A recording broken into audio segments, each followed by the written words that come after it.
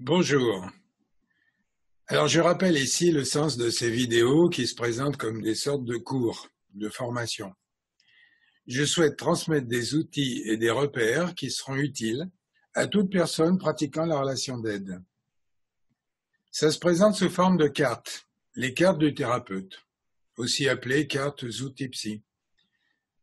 C'est des cartes de repérage d'une part, comme lorsqu'on consulte une carte routière.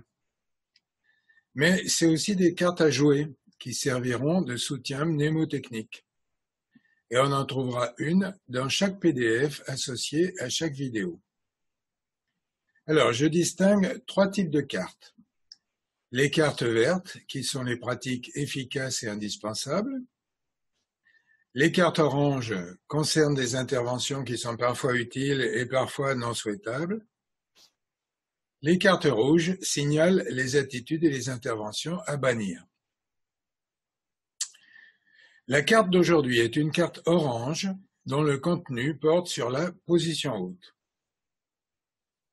La position haute dans l'interaction est celle d'une personne qui se considère ou qui est considérée comme disposant de ressources supérieures à celles de l'interlocuteur, en fonction desquelles elle aura une parole plus importante, ayant plus de poids. Il peut s'agir par exemple d'un parent vis-à-vis d'un enfant, d'un enseignant face à un enseigné, d'un supérieur hiérarchique, etc. Bref, tout ce qui laisse entendre à l'un que l'autre est plus que lui. Rappelons-nous, pour bien comprendre de quoi il est question, le fait que durant toute notre enfance, nous avons été entourés, encadrés, dirigés par des personnes plus puissantes et plus informées que nous. Cette expérience étalée sur tant d'années nous a laissé deux empreintes. La soumission à l'autorité, comme dans l'enfance, la révolte contre l'autorité, comme dans la phase du non ou à l'adolescence. Ces deux attitudes présentent toutes les deux leurs valeurs et leurs richesses en fonction du contexte. Il est bon, par exemple, de reconnaître l'autorité morale que représente un enseignant qui va nous permettre de progresser en nous transmettant son savoir. Il est bon aussi de savoir refuser une loi inique et de se révolter contre elle. Comme souvent, pour pas dire presque toujours, nous disposons donc de deux leviers antagonistes ayant chacun leur fonction. Veille, sommeil, système sympathique qui accélère et système parasympathique qui freine, soumission, révolte, etc. Toutefois, là encore, chacun des deux leviers peut être mal utilisé et conduire à des résultats catastrophiques. Par exemple, les fameuses expériences de Stanley Milgram sur la soumission à l'autorité ont démontré largement que 60 à 70% des gens étaient prêts à obéir à des ordres terribles, tels qu'infliger des chocs électriques mortels, pour peu que des conditions adéquates aient été réunies, une autorité forte, des ordres précis et limités, des successions de petites actions emboîtées, etc.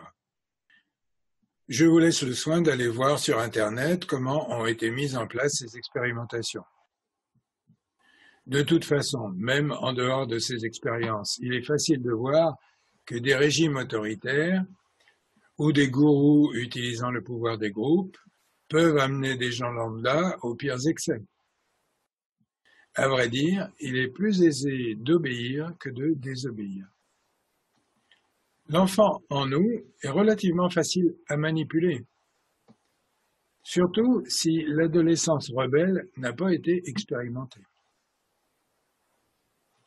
Sans parler évidemment de nombreuses autres composantes qui tiennent aux situations elles-mêmes lorsqu'elles induisent des premiers engagements progressifs.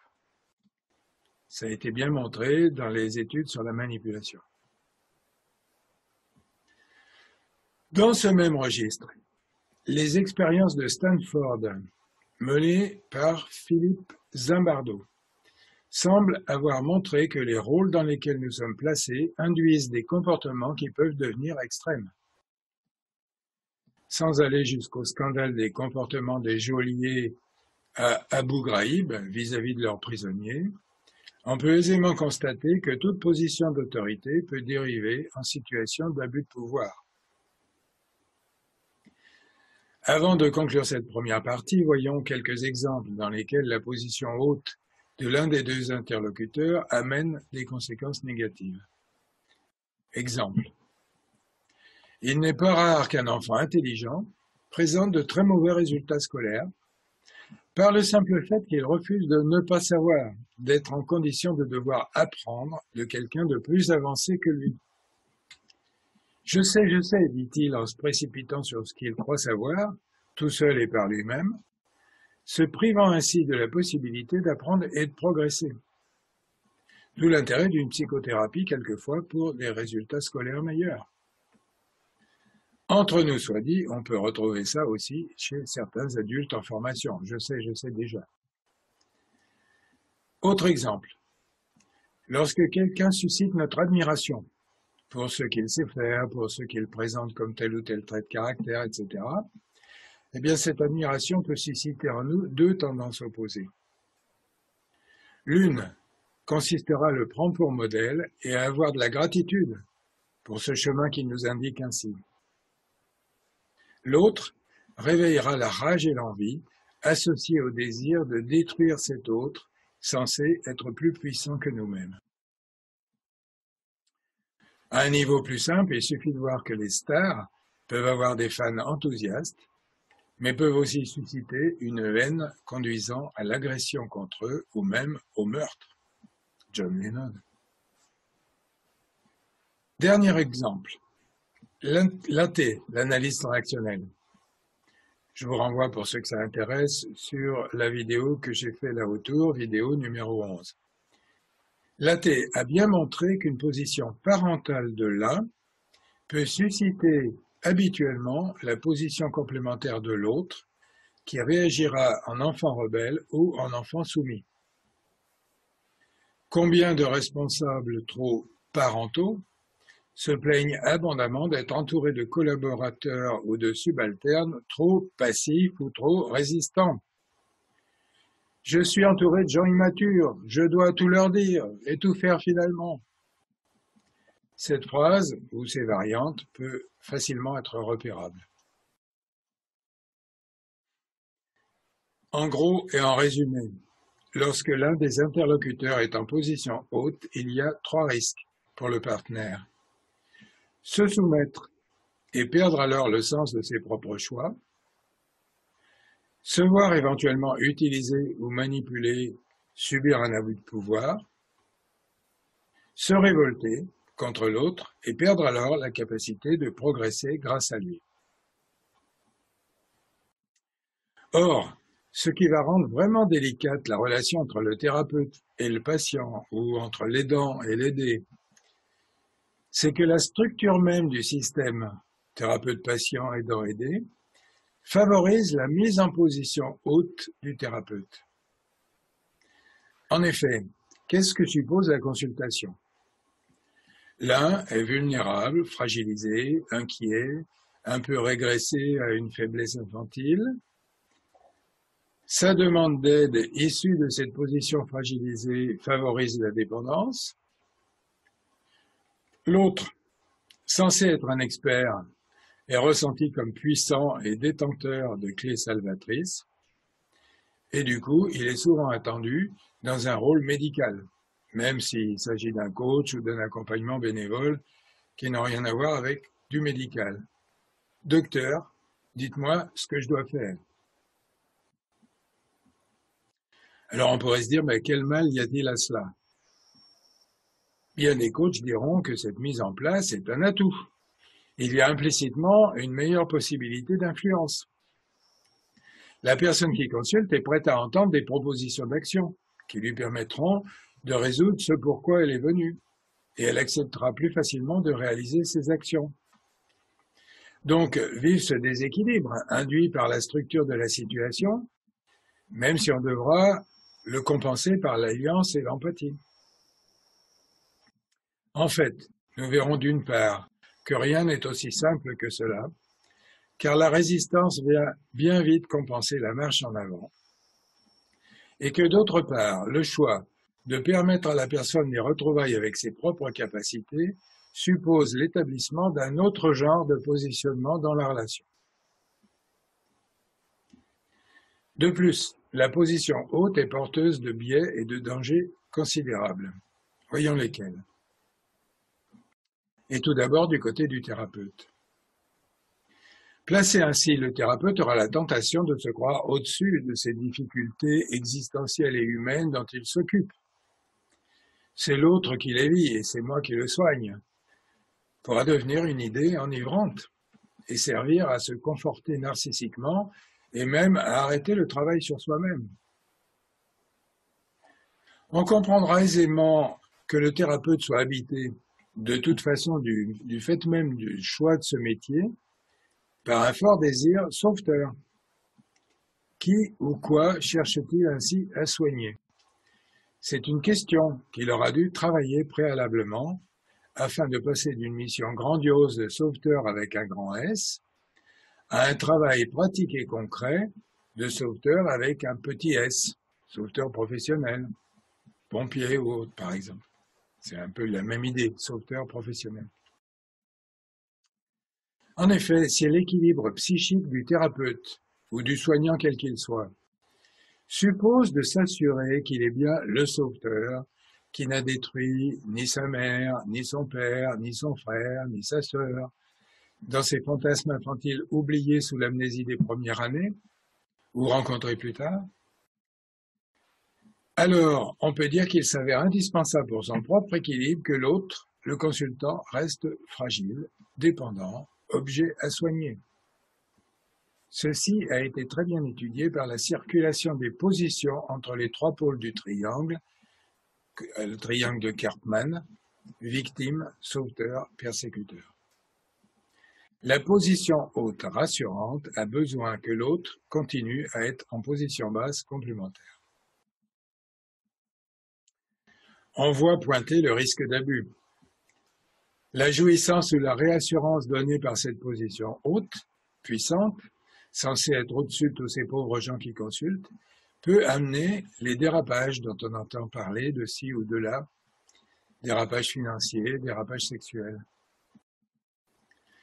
Toute la question du transfert en psychanalyse explique bien ces dangers. Dès lors que le psy n'accepterait pas de reconnaître que l'admiration ou l'amour qui lui sont adressés ne le concerne pas lui-même en tant que tel, mais s'adresse à une figure parentale oubliée, vue à travers lui. Enfin, on ne peut négliger le renforcement de cette recherche narcissique par le biais actuel de tout ce que véhiculent les réseaux sociaux. La mise en scène destinée à produire une belle image de soi, indemne de tard et de faiblesse, hautement admirable, est portée à son comble par des modèles de réussite exhibés à tout propos sur le net. Pour le spectateur de tout ça, renvoyé à ses supposées incapacités, procrastination ou autre, il y a deux solutions. Se laisser abuser et croire ses chantres merveilleux et du coup parallèlement se sentir en déficit et en incapacité et puis courir après la carotte mise sous le nez de l'âne nécessitant de faire chauffer sa carte bleue pour des formations, etc. Ou alors jouer soi-même la comédie du « tout me réussit, voyez comme je suis brillant ». L'alternative entre ces deux positions, être berné par ces supposés merveilleux modèles ou au contraire se mettre soi-même en modèle tout-puissant, l'alternative beaucoup plus humaine et réaliste consiste à se connaître comme ombre et lumière, ambivalent plutôt que clivé, complexe finalement, comme le disaient Edgar Morin et d'autres intellectuels. Du côté du travail thérapeutique, la position de supposé sachant amène le désir que le consultant aboutisse à ce qui nous paraît la solution adéquate à son problème, On voit toujours plus facilement pour l'autre que pour soi. Dans ces conditions, la tentation, c'est de le pousser vers cette solution qui nous apparaît évidente. Or, qui dit pression, dit généralement résistance. Et l'aidant va constater que ces solutions ne sont pas appliquées, ou qu'elles sont biaisées, mal réalisées, n'amenant pas la transformation souhaitée. Alors du coup, il va déployer de nouvelles techniques pour pousser l'aider vers la bonne direction. Et si ça ne se réalise pas, il aura tendance à étiqueter l'autre, à le voir comme pathologique et résistant, etc. Ou alors la pression engendrera la soumission, la personne appliquera les suggestions proposées et celles-ci donneront des résultats qui finalement ne seront pas durables, même si, sur le coup, chacun des deux semblait satisfait. Du côté du consultant, en effet, du côté du consultant, les risques de cette structure interactionnelle sont de être induit à une position infantile et perdre confiance en ses propres capacités, s'en remettre aux capacités de l'aidant, faire sous l'influence de l'autre, ce qui entraîne la probabilité de ne pas s'approprier le changement, et ou que ce changement ne tienne pas durablement, résister à l'influence, sourdement ou non. Une des manières de résister consiste, par exemple, à aller plus mal, mettant ainsi ce brillant thérapeute devant son échec. Un jeu perdant-perdant. Conclusion de ces dangers, cette position haute d'une figure d'autorité peut être souhaitable et nécessaire dans pas mal de cas, à l'armée par exemple, etc., mais en psychothérapie ou même simplement en accompagnement soignant, elle est à éviter systématiquement. Sauf dans quelques cas particuliers comme nous le verrons, et c'est pour cette raison de ces cas particuliers qu'il s'agit ici d'une carte orange et non d'une carte rouge. Encore faut-il concevoir la thérapie comme découvrante et consacrée au changement, tel que je l'ai expliqué dans la vidéo que vous pouvez consulter avec le lien suivant, la vidéo numéro 2. Et non pas comme une thérapie recouvrante dont le but est de recouvrir le symptôme pour le faire disparaître plutôt que d'en saisir l'intérêt évolutif. Bref, nous pourrions dire que le but d'une thérapie, particulièrement thérapie brève, c'est celui d'une évolution identitaire, ne serait-ce que minime. Et celle-ci se met en place avec les pièces du puzzle suivant. Soutenir la réalisation des changements, intérieurs ou extérieurs, l'amenant à sortir de ses symptômes et traumatismes en les ayant terminés et soignés. Ceci suppose que la personne découvre de nouvelles façons de voir et de faire grâce à la découverte de nouvelles capacités. Ceci suppose que la personne puisse s'approprier elle-même ces capacités nouvelles qu'elle vient de découvrir et le changement qu'elles entraînent.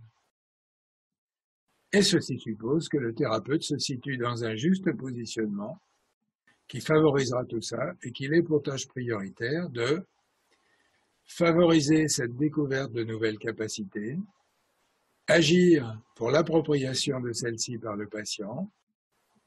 Du coup, les changements libérateurs qui s'ensuivent seront vécus comme instaurés par la personne elle-même.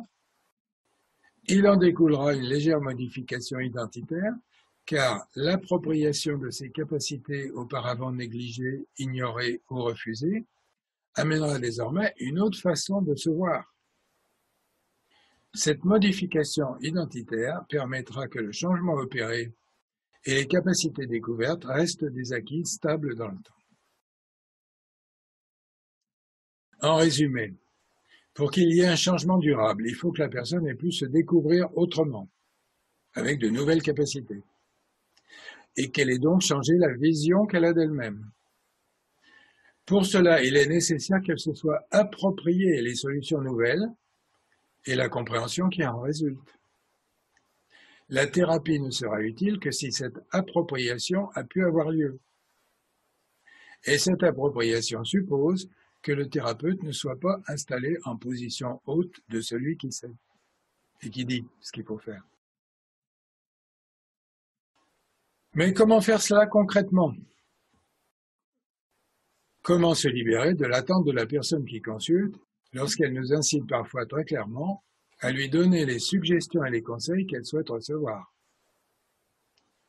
Comment permettre au consultant de découvrir et de s'approprier de nouvelles capacités sans utiliser pour cela la suggestion, l'interprétation, le conseil, etc. Et dans quel cas une position haute sera-t-elle malgré tout nécessaire? Eh bien, toutes ces réponses, c'est ce que nous allons voir dans la carte suivante, consacrée aux modalités concrètes de la pratique du thérapeute de l'aidant. Après avoir mis ici les bases explicatives du danger de la position haute, nous allons voir les actions nécessaires pour que l'aidant permette à l'aidé de découvrir et de s'approprier le chemin nécessaire et les capacités nouvelles qui en découlent.